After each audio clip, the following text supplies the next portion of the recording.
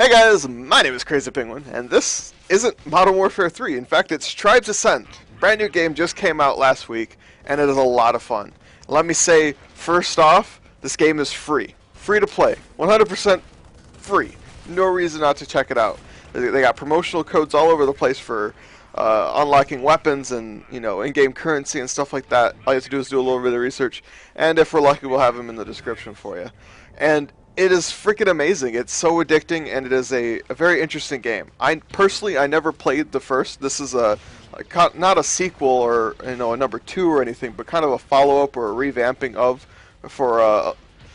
It's basically the same game with more features. Looks better. Came out, I believe, back in 98 or 99. The original did, and it was PC only, just like this. And apparently it had a pretty huge cult following, or else we wouldn't see a second. I got nothing here. I really don't know anything about the first one, but I must say, coming into this, I'm really enjoying it. It has a pretty high learning curve, though, and I'll talk a little bit more about that later. So, first off, you got to know what this game is all about. Well, okay, it's your first-person shooter, but as you can see, it's not your normal first-person shooter.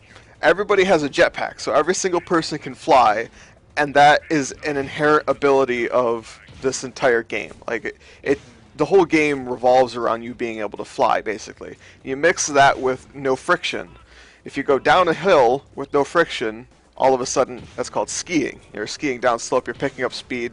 You find another hill, you jetpack up that one until you find another slope, and you do this to pick up enough speed to traverse the map. You got fairly large maps, and it creates for some really interesting, almost dogfights, really, with projectiles. You have some hit scan weapons, meaning that, kind of like Call of Duty or any modern shooter currently, where you point and click, and if your cursor's on them, it hurts them type deal.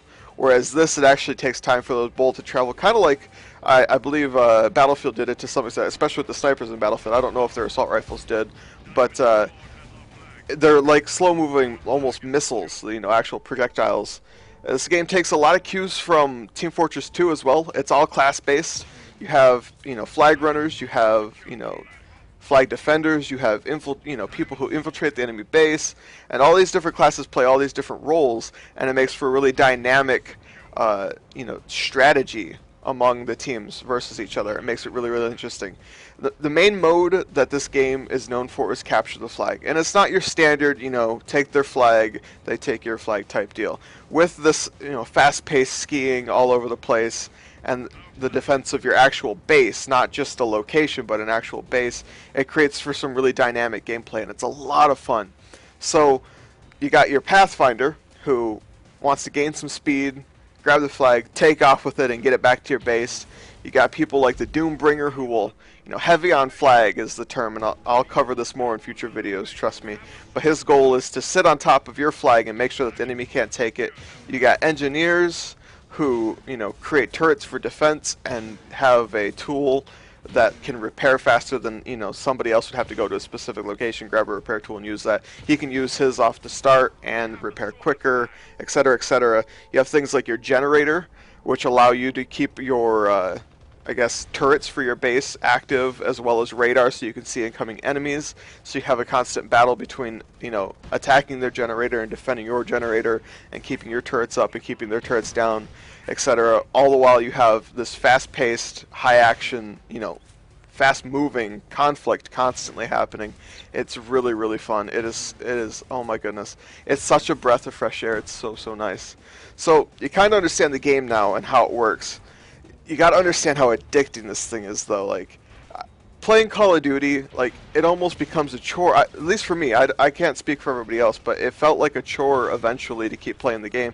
And don't get me wrong, I'm not stopping playing, but I must say that I'm really enjoying this. When I was playing Call of Duty, it made a big difference to switch between the game modes to keep it fresh, whereas this is just, it's all brand new.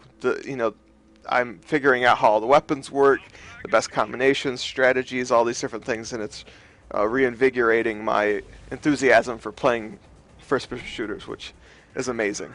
It's a really, I can't say it enough, it's a fun and addicting game. It has a pretty high learning curve, though. One thing coming from these other shooters, you don't expect it. You definitely have to go through the tutorial. I played Counter-Strike Source, And within that, they have a mod and maps designed for surfing, which is similar to skiing in the sense that you use slopes to pick up speed and traverse the map and complete obstacles and whatnot. But with surfing, it's kind of just something you could do. It wasn't actually a part of the game, whereas skiing is like infused into every little fabric of this, first-person shooter, which makes it really interesting. And if you don't understand how to ski, then it's going to be difficult. It's just that simple. It's not hard to understand. It just takes a little bit of time to at least get the fundamentals down. And then if you want to stand any chance of capturing a flag, you definitely got to have some decent routes. You got to know some of the tricks. And we'll definitely cover all these tips and tricks. This is just the first impressions, kind of let you understand the game a little bit better. So, you mix not knowing how to ski off the bat mixed with, all these different classes. It's a lot to take in all at once. You got, heavy artillery kind of being shelled in from a distance. You got people who are going stealth invisible inside your base.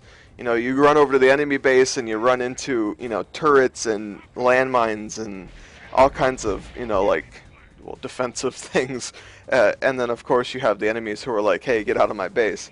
You're out in the middle of nowhere and you have somebody who goes zooming past you and lands a freaking grenade in your lap or something.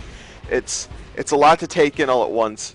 All I can say is don't give up.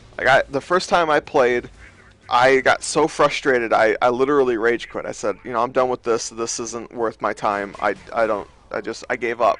And I kind of cleared my head, gave myself a second, came back a few hours later and tried it again, and everything just started to click. I tried out the Raider of all of them, and he had a submachine gun, and I was like, I could do damage with this. Okay. And I started playing with him, and I got used to it, and then I was like, well, I'll give the Pathfinder another chance, and you just get acclimated. It takes a second for your shots to get on. You got to get used to leading targets, and then you also got to just pay attention to all the different things. You got to, say, well, this guy killed me with this. Well, what does it do? How can I avoid it in the future? Oh, okay, so it turns out he's just literally raining fire down on my flag. So I should either go after him so that he can't do that to me and my team, or I should move away from my flag so he doesn't kill me. But you get the idea here. So just give it, some time so that you can get used to playing the game, and then I guarantee you'll have a lot of fun with it. And like I said, you got nothing to lose. It's 100% free, which is an amazing concept. I've played League of Legends. I still play League of Legends. It's not exactly for our channel, but the concept I really, really enjoy. Because I can bring my friends in and we can all have a great time. And then if I choose to, if I want something, if I want a little boost, if I want to try out, something else, I have the option to. I don't have to. I don't feel like I need to. There are some things that are more fun than others, but the core of the classes are there by default.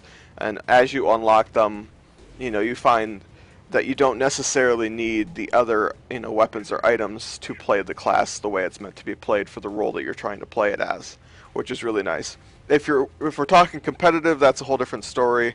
There's some things that are obviously going to be better than others. It's impossible to have, fair game across everything, especially in a class-based shooter. But all things considered, I don't feel like anything's horribly overpowered. I haven't found any bugs or glitches. The game is really polished. The only thing I guess I could say is there's a few minor details, like not being able to see the health points of the person who killed you, who kills you, sorry, or a final kill cam. You can see the person who killed you, but not an actual kill cam, which I've become accustomed to. I love it. I want to see how they did what they did. And sometimes it's hard to believe I've died by a spin fuser. When I'm in midair with half health, it's like, well, how is that even possible? But it says that's what happened, type deal. That's just, that's a little detail that's minuscule compared to everything. I don't even know why I brought it up. But and then the other thing is maps. There are a handful of decent maps. There's one that I don't really care for, and then I wish there was just a little bit more variety. But if you go back to the changelog, I didn't pay attention to this game much throughout beta, but they've been, from what I can tell, very, very, very good about updating relevant things, not meaningless. Oh, here's a setting that you don't care about. More like actual tweaking and fixing. Anyway, I'm getting off topic here. Basically, this game is fun. It's free. You're gonna have to check it out, and I hope that you enjoy seeing more videos from us in the future regarding Tribes Ascend. So it goes without saying, if you like this kind of stuff, if you are happy to see tribes, if you want more of it, like, subscribe, etc. We have more content that comes out regularly, and I'll see you in the next video, guys.